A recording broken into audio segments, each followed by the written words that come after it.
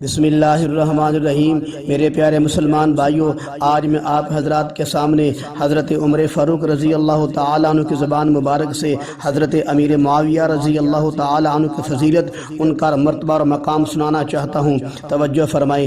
ایک مرتبہ عمر رضی اللہ عنہ کے سامنے امیر معاویہ رضی اللہ عنہ کی برائی کی گئی۔ اس پر عمر رضی اللہ عنہ نے فرمایا، تم قریش کے اس نوجوان کی برائی مت کرو جو غصے کے وقت ہنستا ہے اور جو کچھ اس کے پاس ہے اس کی رضامندی کے بغیر حاصل نہیں کیا جا سکتا، اور اگر اس کے سر پر کی چیز کو حاصل کرنا چاہو تو اس کے قدموں میں جھکنا پڑے گا۔ ایک اور مرتبہ عمر رضی اللہ عنہ نے فرمایا اے لوگو، تم میرے بعد فرقہ بندی سے بچتے رہنا، اگر تم نے ایسا کیا تو یاد رکھو امیر معاویہ رضی اللہ تعالی عنہ ملک شام میں موجود ہیں۔ مطلب یہ تھا کہ امیر معاویہ رضی اللہ تعالی عنہ تم کو سیدھا کر لیں گے، فرقہ بندی میں نہ پڑنے دیں گے، قرآن و سنت پر آپ کو چلاتے رہیں گے۔